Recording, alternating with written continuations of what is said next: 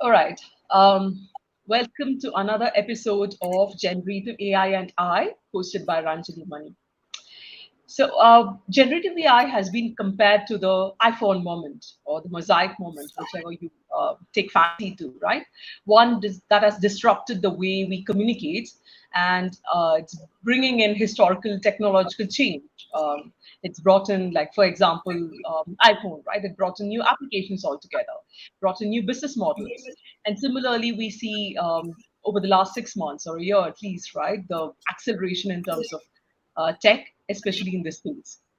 So, understanding how generative AI will impact the future of tech from the leaders and builders in the space. What does the market landscape look like? What new use cases will it spawn? And more importantly, the risk and hurdles that we will have to tackle.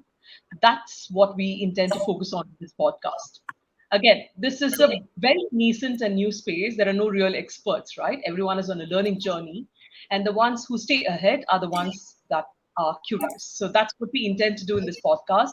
We talk to the builders, the doers, and the leaders, right? With the goal to help you understand and stay ahead in this new machine created, creative new world. So please note that all opinions shared here are personal, all right? So with that, in today's episode, we chat with Kumar Gaurav. Kumar is in the thick of things with Generative Voice AI. He's the co-founder and CTO of Vodex.AI. It's a tech startup that specializes in generative AI-powered solution for businesses. He comes with over a decade in experience in IoT, IT, robotics, and AI. And one particular area of interest for him is generative AI. And through this podcast, we will learn more about it from him, especially given it's such a nascent space, right? Voice AI. So super glad to have you here with us, Kumar. Thanks. Thank you very much for inviting me to the podcast. Love to talk about it. Yep, absolutely. So first of all, let's start with the basics, right? What's kind of inspired you to pursue a career in this space? How did you land up in the generative AI space, and how's your journey been so far?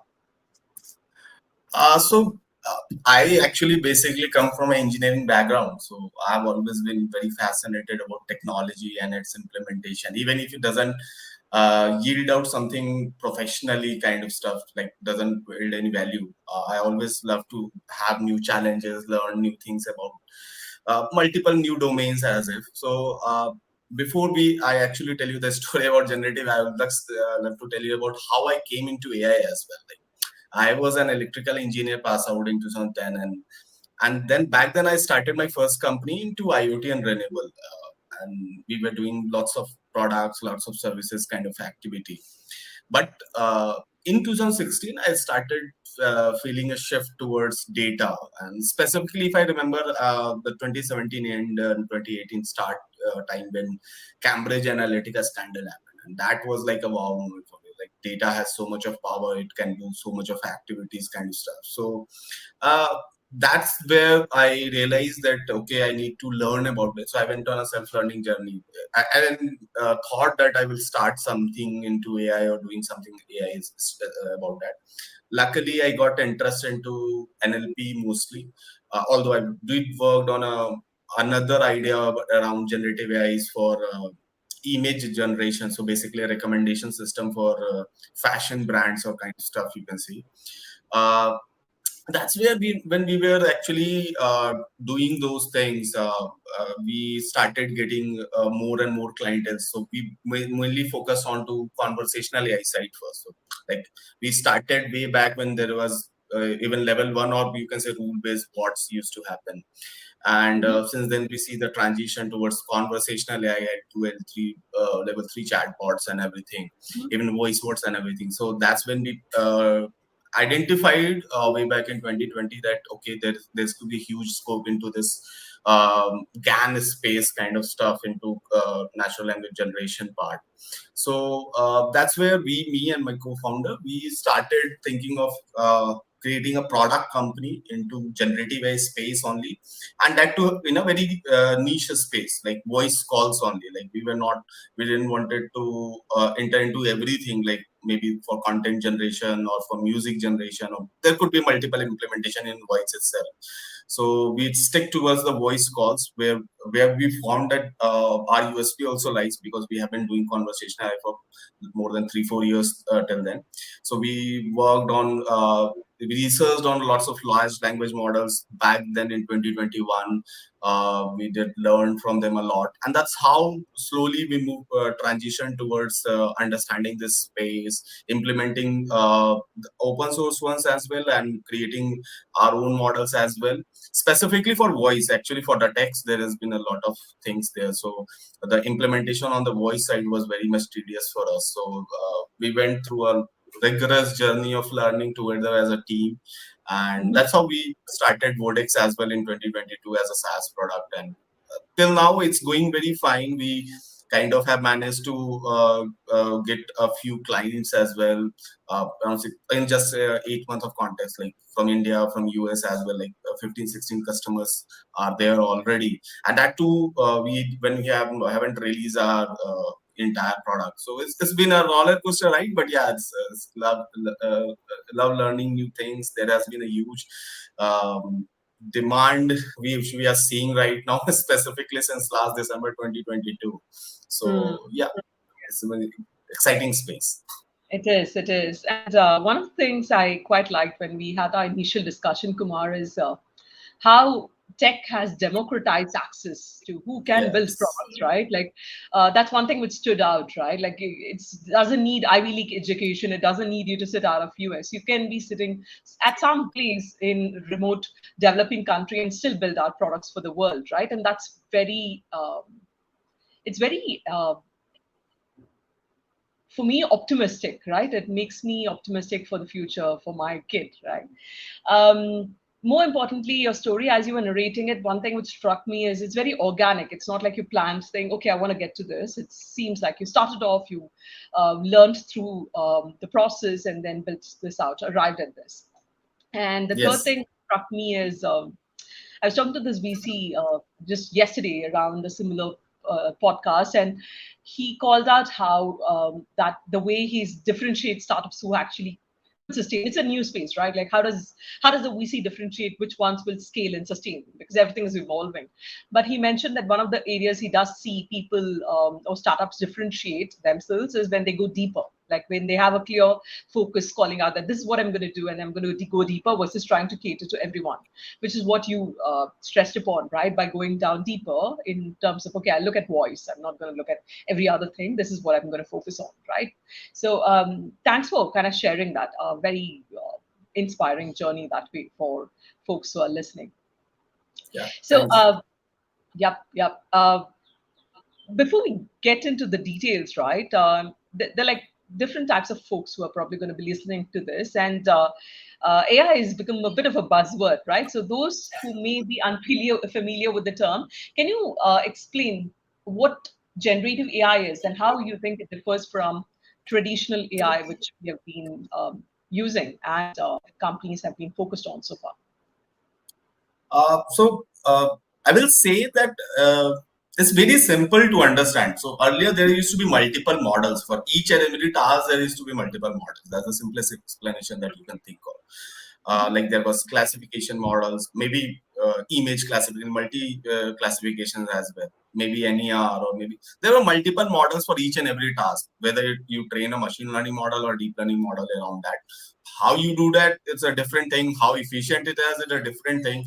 But Hmm. the implementation is where like multiple models for multiple tasks kind of stuff. Hmm. So what generative AI has done is essentially build a one model on top of that that can do multiple tasks. Although it creates a multiple limitations, which probably we can talk about at later as well. But it's like one model to create multiple tasks. So say suppose you want to create a classification model or conversational AI model, or you want to create a maybe image generation model. You need to work on one part of it only, and it does take care of everything. Like you can ask Dali to create animated characters as well, and you can ask real time images as well. People has been like going crazy about, like, I'm seeing one of the good jobs like wedding photographers, and it's the entire paradigm is going to shift towards generative. So it's like one big model, but it can handle multiple tasks. It depends on how do you prompt the data, how do you make the model work for you. So that's why the very buzzword has arrived of prompt engineering as well. So there will be actually in generative AI, there will be two parts. One will be the ones who create the models around that, ones who will adopt to that models as well. So you can think in career in terms of both of them, and both are lucrative enough actually. So as I was given an example of image, similarly for voice as well, will be one model that can actually understand the emotions of what the person is speaking, how according to his speech and multiple things. I was actually talking to a startup day before yesterday, and I just asked them. They were actually creating. So say suppose you created a YouTube video, like you will launch this YouTube video as a podcast, okay, as a YouTube video. So you just pass that YouTube video, and it cuts out from the stream the major parts of it. Now, for to under initially, what I thought when he said that okay, you are transcribing that and then finding the important word and accordingly cutting it into multiple parts, 1 minute video or something like that. So he said that no, actually, what we are doing is in the video when we hear high pitched voice, that's where we go on to that. So to understand which part of the video are actually going to be you can be used as a reel or something like that, they created a model around language model to automatically adapt to any input video. So that's where they have used. So there could be multiple implementation, but the simple idea to understand is that there were multiple AI models. Now there is one model that can help into all those activities actually. Yeah, if I could kind of add to that, right? You're talking probably about like the foundational models and the different ways in which the use Yes. cases which could be adopted, and also the sheer fact that now you're generating data in itself versus earlier, which was more discriminative in that sense, right? Like where, for example, when you spoke about classifiers or recommendation systems, kind of like a segue to that is my next question, right? You spoke about these various use cases in startups. In my mind, the mental model, Kumar, and I'm probably referencing to an interview I heard, or probably a podcast between Reid Hoffman and Sam Altman, Okay. maybe a couple of days ago, is they spoke about, so for example, the infra layer, right? You have, if you think about the tech stack, you have the infra layer, and then you have probably the middle layer, then the application layer in itself, right? And then you have different types of players in itself. You would have those who are verticalized, right? They are across the entire tech stack where you have your compute. They're building out the base models similar to OpenAI. They kind of also have APIs over it, and potentially those who are building over that in terms of applications. And then you have all of these startups who are more focused on a specific niche, right? Like healthcare or financial services and so on and so forth. So two things, right? One, where do you think yours sits? Like when you say conversational AI or voice AI, where do you think yours sits, right? And the second thing is, how do you think it's scalable? Like, for example, one of the things I wonder about is if you're building specifically for a particular use case, right? How scalable and sustainable is it versus those which are organizations which have much bigger infrastructure in place to be able to train the base models, right? So where does it sit, and how do you think it will sustain for startups such as yourself? So we will call ourselves into the one layer where we actually create the models. I'm not saying that we don't use anyone's proprietary models as well. Like say suppose the example of OpenAI. Um, for we would love to use it even in our product. Unfortunately, we can't is because of multiple things like the clients we work for our enterprise, they can't use their sensitive data, push on to do any cloud infra kind of thing, and there are multiple other reasons as well. So we will call ourselves in that. Plus, we have always worked on some niche model. Of course, we while creating these, we actually have always focused and have always keeping a track on what has happened in the open source or as a proprietary models as well, and have to try to understand what exactly is happening there, how we can actually implement it in our system as well. Like giving an example of adversarial GANs when they came into the voice, you told our discriminator and generator models actually. That's where we also love the thing. The first model in the voice which we created was actually on top of that. But then, and we as a morning routine goes to a bunch of research papers, whether it's been Chinese or Russians as well, just to get the knowledge from others, like what they are doing, how they are doing it. There's a lots of things happening in open source as well there. Next, coming on to the question on how do you think that the bigger players or maybe the smaller players, newer players coming to that. So there's one thing, first thing, that the already the existing market players, of course, can adopt to it. They need to Mm-hmm. adopt to it. They will need to adopt to it. They have the entire infra to build it. They also have the team probably to build around it. Now it's just a call.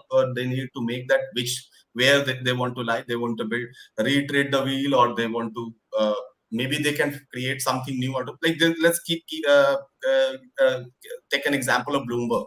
Okay, recently Bloomberg created their own GPT model only for finance data, right? And that's a Mm-hmm. huge initiative. Like, finance is one of the sector where everyone wants to create money, right?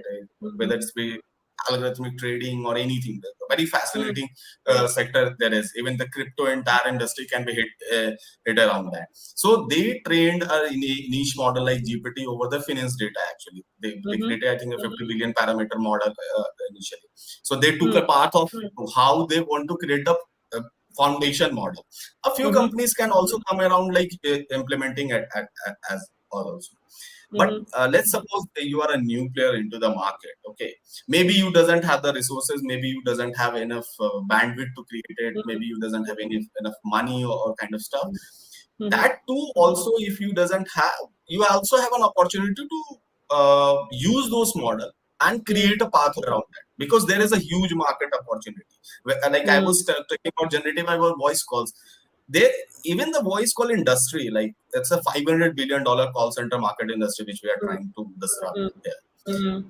That too has a huge amount of, like, first of all, it get categorized into inbound and outbound. Where do you want to focus? If in our inbound, you can't do every use case. You can't do every use case of outbound. Like we have primarily focused on to sales and marketing phone calls, Right. technically helping SDRs kind of stuff or telecallers activity kind of stuff. So there Mm-hmm. could be any amount of thing that you can use using implementation. Not necessarily you need to build a foundation model until unless you require it. I won't say even to go and delve into it. So because there are two things. One is not only the cost of infra that will require to train the model. The other is also the team. Do you have a resolute team to Exactly. actually handle that? Bloomberg did have, so they did it. Probably you Got doesn't have. Probably you doesn't have someone in the team that can help you into it. Maybe if it. you can try to find a way around that. But say suppose you are a new player, just to do a hypothesis or MVP of your idea, you can use multiple open source things that are available from GPT new to the latest models as well. You can use any of them, Bloom and everything, and can also Mm. create value around that. So I think, Interesting. yeah, for both of them, there is a huge market opportunity. It's Yeah. all about them, how they foresee it. For the bigger enterprise, what I see is they will go deep down because they have the resources. They have actually extra money lying around probably as well. Yeah. So Yeah. and they should ethically go around that as well to Mm. support more of the companies around that as well, because it's not going to be a win for a one company, bigger company only for every sector. There could be multiple companies around that as Got it. Yeah, no, I like that outlook. You're talking about like it could be a win-win, and it's not just A or a B. It's not just small or big. Rather, it's a well. spectrum, and you're talking about opportunities that exist across a spectrum. So if you have a big corporate, you have money in the bank, you probably would want to start with foundation models. There are people who could build on existing base models and tweak it for their specific use cases as well. There are people who could play only at the application layer as well, right? So there are different models, and all of this is evolving, right, Kumar? So that's a positive spin to it, and definitely big market to disrupt as well, right? So related to that, this is so rapidly changing. I'm honestly finding it so hard to keep up, right, with the amount of changes happening every week. So let's not talk 5 years down. Let's just talk 2 3 years down, right? What how do you see the envision? How do you envision the growth of generative AI over the next 1 to 2 years, right? And what do you think are the areas growing the fastest, or do you think would grow the fastest? I am not sure that I can exactly name what should grow very fast or what will grow very fast. Mhm. But what I see is generative AI being the best friend that a man has ever built. Like Mm. you can think of it any bigger discovery. Mm. I doesn't want to compare it to something as valuable as penicillin being discovered years ago that helped a lot of antibiotics and kind of stuff. But imagine generative AI being used into drug discovery, and that's a very lucrative field. Lots of startup in Silicon Valley and every places are working on that. Like I was talking to someone very recently. They're into biochemicals. I even doesn't understand how they are doing it, and they Mm. are doing some DNA discovery on the basis of that. Mm. Using your DNA discovery, one medicine can be created for you that will be only suitable for you. Any Yeah. disease that can happen. है ना? Yeah. So that was like a, and they told me that it was earlier. If suppose they have to code for every scenario, that there was huge amount of permutation combinations there. They told that Mm. if we were about to do this by any method other than generative AI, we would have Mm. taken years to reach there. Now the thing Right. is there could be huge amount of data where we can find the data to get automatically fine tuned for each and every individual. So Mm. that's the nature of discovery that should happen, and I'm thinking is about to happen. Of course, there shouldn't be any bad use cases also over there, as in past has happened in the AI companies. But there I see there a huge application. Of course, the content market is gonna change a lot, Mm. whether it's be images or text or videos or everything. Or in mark tech companies like create a video, 5-second video using just Yeah. text. So that kind of things is gonna very rapidly change. Like captured, Mm. I'm gonna say there will be a huge amount of synthetic characters and as if what I would love to see is actually implementation to finance and meta as well. So Mm. in creating more immersive experience. And that thing actually I think can empower those as well, like using the foundation models or implementing them into that as well. There could be Mm. a huge amount of models that can actually help them create maybe more immersive experience kind of thing. I think recently Nvidia was had released something using generative AI by recreating the game, very old game played on Mm. Android called Temple Run. Right, so Mm. they Mm. created user generative AI to recreate entire thing, and it was Mm. wonderful. Like I watched the video only, but yeah, it was wonderful experience to see that. Mm. So that's a Mm. one very small thing, but yeah, of course, it can be more. Like imagine you playing a game, an endless game where whether you go left and right, it can automatically create scenarios for you. So Right. that's the power of generative AI, and I'm seeing that a lot of companies are actually working onto that. I think. I think 90% of the people are actually adopters of generative AI. Like they are implementing somehow generative AI, and that's also very good Yeah. for a good market actually. A few of Mm. them are actually creating a model on top of that. They will take some time also to grow because their major niche areas focus is onto research part and how they are researching and creating new things. But yeah, Mm. that's where I Yeah. see the major, specifically into the drug discovery part that all. Yeah. Yeah. Yeah, no, I think Sam Altman had called out in one of his interviews that if he were to have the time, he would probably focus on sciences, bio specific companies, right? Given the amount of potential it could have over there. And interestingly, talking about like forecasting, right?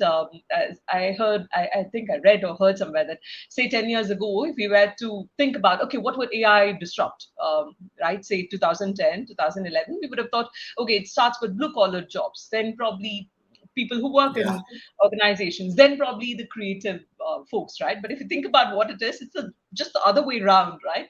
Probably it's starting right now with the creative aspects, and then the blue collar, so-called blue collar jobs are the ones which we still probably will continue to have at least in the near future. So you can never predict how this might go, but yeah. you spoke about a bunch of use cases. I'm just curious, Kumar, both as a person who's building as well as probably you talk to other startups in the space, right? Any outstanding use cases that you've come across in the last few months?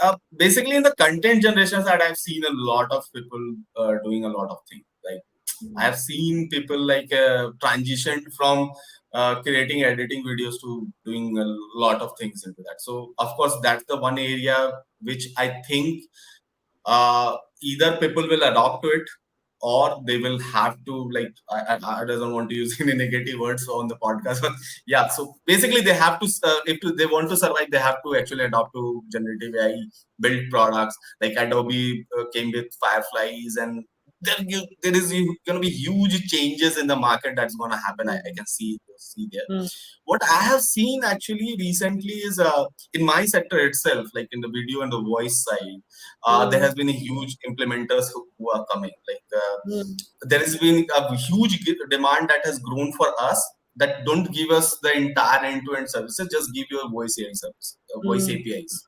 So they are they even doesn't want to fit that. Then there is a foundation model. Then there is you need to create an API around that and create a something meaningful data from that. They even doesn't want to do that. They just want to implement that meaningful data. So mm, we have seen mm, that transition happening already. So that mm, if with the lowest players in the markets can also create some impact into the market. mm, Other mm, than that, as I was mentioning already, the drug discovery side, I would love to see someone doing something in Meta. I do have mm, seen a few people, like there was mm, one or two startups with us who were doing into avatar creations and a 3D mm, reconstruction of objects as well.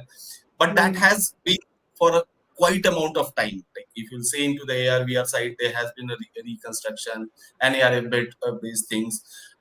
There need to be a major challenge, which what I feel is to create an immersive experience. That's where I- people are yeah, still working hard and will need some time to do that. But yeah, yeah. uh, that's that's what I will say Mm. usually is happening. Got it. Yeah, so bringing together metaverse and AI, potentially a huge synergy there. And then you're talking about how we could amplify creators in itself, right? And improve their Yes, productivity. yes, Absolutely. So let's talk about the flip side for a moment, right, Kumar? All of these are great. And we spoke about drug discovery, the amount of potential this has to amplify human intelligence. Let's talk about the ethical concerns, safety, regulation, responsible AI, right? So, especially like to be very specific, voice AI, right? So many reports. I think I've read at least like three or four different reports speaking about voice cloning, spamming because of voice cloning, right? And these are like things which is absolutely new. Like imagine someone like my mom, how do they even know things like this, right? When the general population itself is catching up, this is a completely new space altogether. And then as a creator, how do you think about responsible AI? And then, okay, as a larger member of the society, how do you think policy should be framed towards it? Or what do you think is the responsibility each of us and the governments should take in terms of making sure that we are building, but building responsibly? So first of all, yeah, that's the reason we have not released. That's why our voice AI services, like our own text to speech engine. The spamming could be used, like people can call into Modi ji's voice and ask Mm, that, uh, would you do any activity XYZ. So there could be. I think there was a certain negative activity that happened in US where people were asking money to their moms and others by mimicking their son's voice or daughter's mm, voice, kind of stuff. So that's of course ethical concern. Not only this, everywhere there is there's going to be ethical concern. The reason behind that is, first of all, those who are creating a layer on top of the foundation models, even those who are creating the foundation models, the beauty behind the generative AI is it creates new contents based on the pattern that it finds. But no one knows exactly what it's gonna generate exactly, before it mm, generates, right? It's a very tough thing to understand. So there could be a huge amount of not only ethical concerns around using it. There could be like already AI had a huge amount of bias as well. There could be data privacy and security issues as well, and mm, it could it could create some misinformation, as I was talking already about, like you will clone Modi's voice and do deep fake kinds of stuff. Deep fake used to exist, now it's easier to actually create it. And that's where actually actually we had a meeting with NASCOM very recently. I think last week mm, itself. They are working on a community building exercise and also writing a paper where they have invited us to share our inputs, where how can generative AI be created as a community where the adopters and also the creators together build something in India this is a huge thing that has already happened in China and every place. That's why they do a lots of research into that, but only into their context kind of stuff that we can do in India as well. But I'm not saying that it's only regarding India, China, or everywhere. Every places that you need, like in EU, they are already passing a bill around that for that. Uh, I recently was very a few some time ago. I was able to read the Data Privacy Act that Indian government is bringing around. That's a very, I will say, a very small thing, very small initiative in context of how the technology is rapidly rising. Like you are Mm-hmm. only doing data privacy around something that needed to be done in 2018. And I know that Mm, yeah, government doesn't take initiative so quickly, kind of stuff. But yeah, there should be a laws and frames around that. The important problem is, now, say suppose we were in school, like your daughter, mm, she goes to school. So there, na, they in the moral studies or something, someone tells around that this is right, this is wrong. Right now in generative AI, that right and wrong is a very thin line, right? The you yeah. doesn't know when you're going to cross, and there need to be a knowledge imparting, or not only to the creators. I am telling you, the users as well. Like what Yeah. you do is wrong, and what you do is right. Like imagine what we were thinking. I will give you example of my product. So say suppose I created entire end to end. I give the voice cloning services as an open AI. You just come up and upload your Mm, 30-second of audio. What mm, under other than that, they upload someone else voice, mm, and mm, like maybe create some wrong speech data end to end mm, just to create that, okay, he was talking to me or she was talking to me. I'm not talking mm. about very big spamming industry. I'm talking. Yeah. It's Yeah. like Yeah. using it as a proof phone call in a code that she talked to me or something like that. So there could be huge implications. So the problem is, in that also, who will identify that who has done wrong? Is the platform Right. creator done wrong, or is the user has done wrong? I'm talking about the end user even.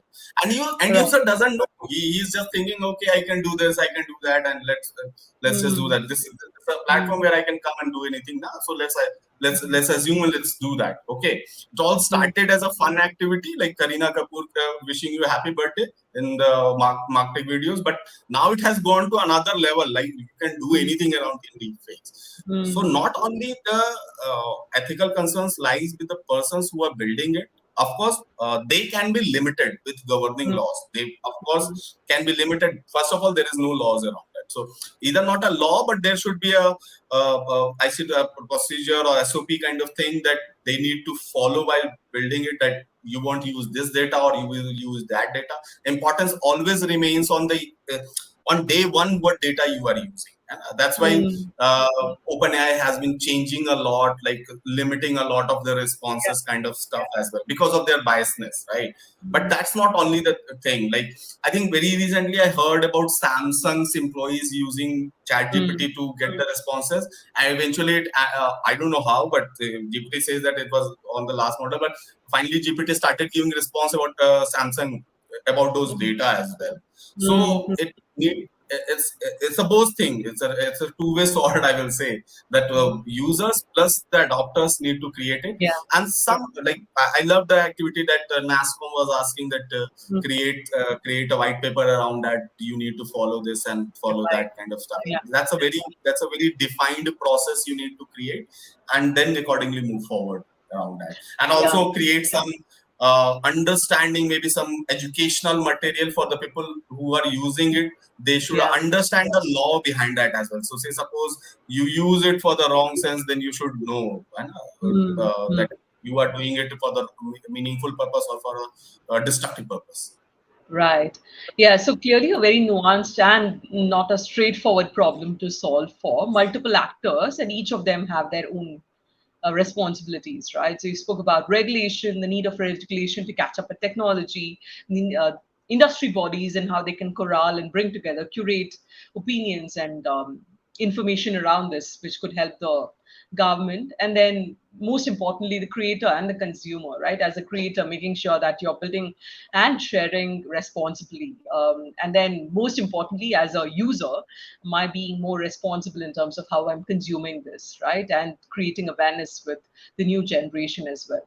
So, everyone, I believe, like both technology and humans have the right intent, right, Kumar? It's about like how we end up using it. So Yes. very positive outlook in general, but definitely there is absolute need to build more responsibly, right? So thanks for sharing that outlook. Let's switch gears a bit, right? We spoke about regulation, we spoke about use cases. Let's speak about people. So I think you alluded to it earlier, right, Kumar, when you spoke about, oh, it's important for us to stay curious and stay up to date, for you to continue to be relevant.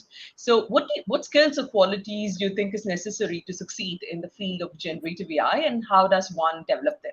What advice would you give to someone who is looking at pursuing a career, either as a startup or as someone who wants to be employed in the space?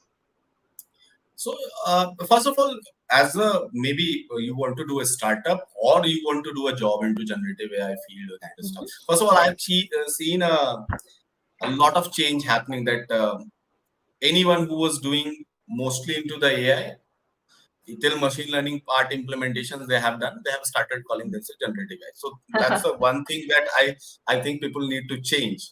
You need to learn and then start calling yourself that, but it's fine. People does that and to add it into the resume. But what I think is actually you need to understand is where you want to be a part of it. Like, do you want to be the adopter or do you want to be the creator of it? Kind of stuff. Mm, So, say suppose you want to be a creator. Of course, mathematics as usual in AI remains one most top priority that is least thought of. People just want to code kind of stuff, but yeah. that will remain one of the top priority that I will say. If you want to, even if you want doesn't want to create something new, if even if you want to implement, say suppose a research paper, any open source data on the open source data kind of stuff, you need to have an understanding of it. It's good to have a programming knowledge, language kind of stuff. Although Mm, for smaller tasks, like say suppose we are creating a no code solution around creating front end kind of stuff. There has been a mm, huge hackathons happening right now using to use the generative AI. And there people are doing a very good activities. I've seen people creating a lots of beautiful products kind of around. We even actually sponsored one of the event by SJMR University in Mumbai. mm, So there I seen the inputs that the kids who joined the hackathon giving. It was mm, amazing. So I will say mm. that there's a strong foundation in the mathematics, statics, and Yeah. programming language if you want to be on the Yep. creator side. But there's one more thing which you will require is since we are creating something that will maybe impact end to end, right? So creative thinking is also required now, Mm, based on the use case. So say suppose you start you're starting, you doesn't start a startup, you want to join a startup, okay, and that startup is working into marketing videos, okay, so you create a marketing videos kind of stuff. Now until unless you have a creative thinking around that, okay, you will not be able to train a good models. Like I am not a good fashion enthusiast, so I will probably not be able to judge the output response that is my model doing fine or not.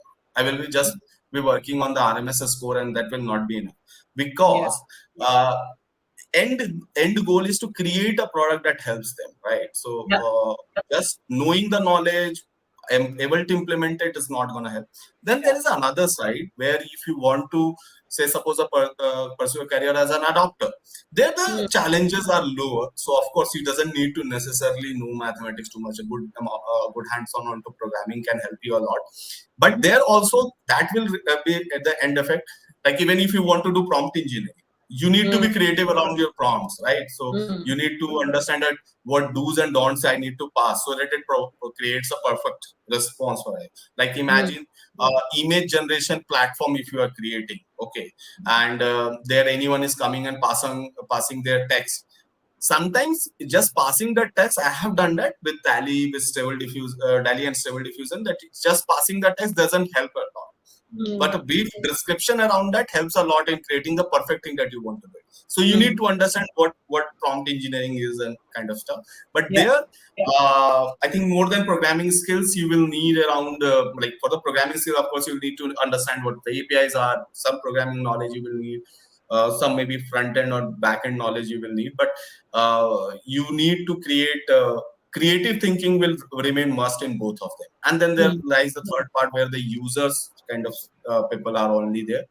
But there, I think having a good creative thinking will help them a lot. Like just Mm, using the Adobe Firefly and having a creative thinking. Let Adobe Firefly mm. do everything kind of stuff. Yeah.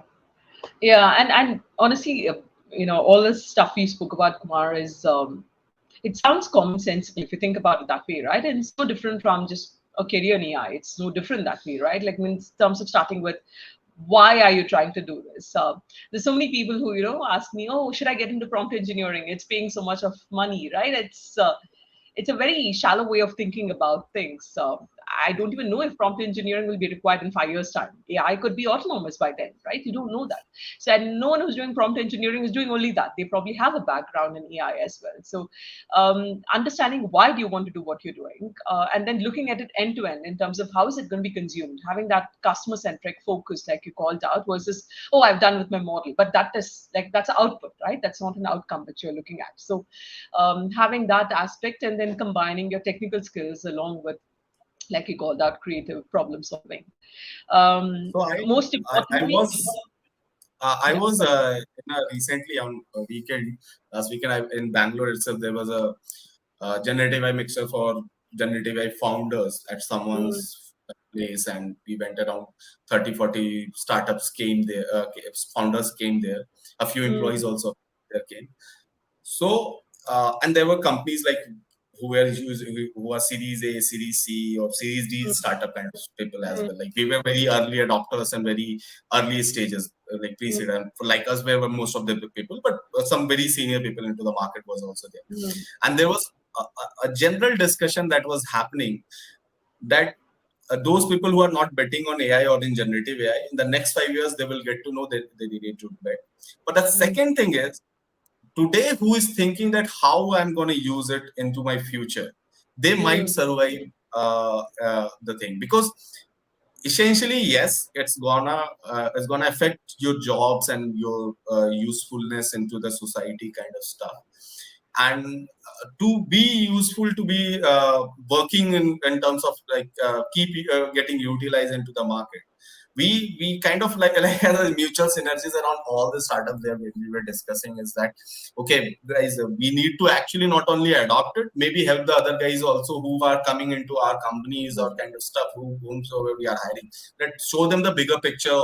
What will happen in the 5 years down the line in your mm, sector, whatever wherever you are mm, using. Otherwise, what will mm, happen is that they will keep on finding shortcuts. There are lots mm. of shortcuts. Like you mentioned that let's do a course on prompt engineering. The people have started giving courses on prompt Yeah, engineering. I think yeah. I think you need a few hours, few days to do the prompt engineering. You will be good enough for it. Mm, People are just finding it necessary enough. Okay, let's build a course around it. Let's find.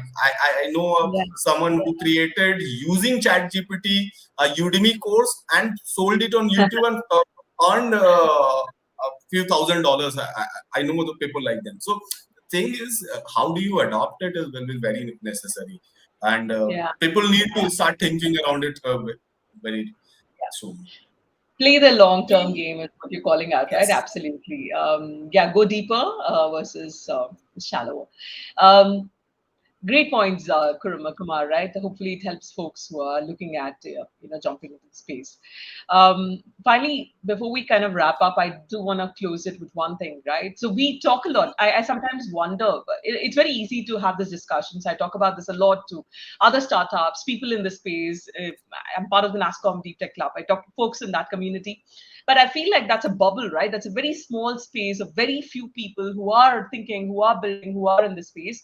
That's not the general public. And then it's very easy for me to lose track of that, right? And only when I speak to people outside of the space do I realize how much it's not as big and important for the general public, right? So one thing I do want to ask is, how do you think the average person should be thinking about generative AI and the impact on society? I think you did allude to it, in the earlier questions. But any thoughts, concluding thoughts on that before we wrap up? I think digital literacy is one of the things which is very much required. Uh, I think this is very much important. Probably there has been a huge amount of content creators around GPT type of models, kind of stuff. Maybe it's a moral responsibility for them and the companies to create a digital literacy, like how you gonna use it. You know? Mm, Uh, it's not just go inside and just start prompting and getting the results kind of stuff. Mm, So there is a absolute necessity before you even start. Like I'm talking about end user. Before you even you start doing that, go do a fun 1-2 activity. It's good that you first mm, go to need to know the what the platform can do for you. But mm, then after that, you need to understand that what you shouldn't do, where you shouldn't misuse this platform. Okay, where you can't like children's using it to solve linear algebra problem. Okay, so mm, I think that's the entire point of having education system is now removed if you use it like that way. So first of all, these large language models are solved why they were solved trained to create a solve a normal linear algebra problem, because if it can't solve the bigger problems, right? Maybe some bigger mathematics problem that has yet to be solved. That's why it was trained. Like if you remember DeepMind's recent experiment of multiplying two matrices, they found a new method all by itself. Like what was that called? mm, Tensor something. TensorGo was there first, and then they changed it something, and they created. I just forgetting the name of the algorithm that they developed. So why it was necessary? It was not necessary to help you solve the college or school level maths kind of stuff. It was there to actually solve a bigger problem. That's what the thing is. So there the digital literacy is required, and having an impactful thing kind of stuff. Maybe there could be a limitation layer that can be created for the ethics ground that you can't use this for this specific purpose. But that will actually, that's why the people are not, at least creators are not adopting to it, is because that will not create the huge amount of buzzword that has created as generative AI right now mm. has, right? The third thing I already talked about, I think a lot, is having an awareness and kind of stuff. When you Yeah, go, why this digital literacy and awareness, where it will help actually? It will help you in finding a path in the future where you want to go. If you are yeah, aware of what is going to happen and have a literacy around that this is wrong, this is right, and also not only that, like what is happening new as well, kind of stuff. That will set a yeah, path for you. That will help also you as an end user. Maybe you can come as a creator, maybe you come as an adopter, maybe you come as an end user. But how, whatsoever you come, if you have a awareness, if you have a digital literacy around that, that will help you actually in moving in the correct direction into the future, in yeah, adopting it perfectly. Because there's going to be a huge model, like it's right now a arms race going on in generative AI. So you need to yeah, be working into that, and maybe community building exercises for active participation from the end user so that they can understand it. Uh, there mm, should be more talks around that, where general, specifically I will say the education sector should do that, mm, where more and more generative AI speakers you should call on. They should talk in their, always in their talk about digital mm. literacy, about awareness in their last 5 minutes, just like we did in our podcast in the last 5 minutes. Right. So they should Yeah, talk about that. So absolutely. so that people can understand, maybe can help them like where to find those information kind of stuff. Although I Mm, am seeing that there is a very less amount of material right now out there, at least on the ethical grounds. So ethical yeah, grounds and compliances are necessarily to be built so that people can be pointed that go and read this document. correct, That's kind of correct. Yeah, no, a lot of good points there, right? Being intentional and intentional about getting awareness around this, and not just at a superficial level. Most folks tend to read like clickbait articles and headlines and yes. form opinions, which is, I understand it's a good place to start, but going much deeper and understanding, okay, what does it mean to the space I'm in today? What would it mean for my children, right? I think understanding, being curious about it versus, people tend to have an opinion just for the sake of having an opinion. So, but rather going deeper in terms of it and understanding what it really means from first principles. I think that's something I would love for more folks to do. And more importantly, I have like a 7.5-year-old, right, Kumar, and I find it very interesting to see how she takes to this, right? And I truly believe that it can amplify if you were to use it right. So teaching your kids how to use technology right versus allowing them to just figure this out themselves, right? That's also very important. She's kind of building out a YouTube channel to explain AI to Oh, other kids, right? So it's nice. really nice to see how well kids take to technology if used right. But absolutely great, fun conversation, Kumar. Thanks for keeping it so down to earth and open. And good luck with all of your future ventures, right? And the space you're in is really exciting. Thank you for your time. Thanks, Alex. Thank you for inviting me. Bye bye.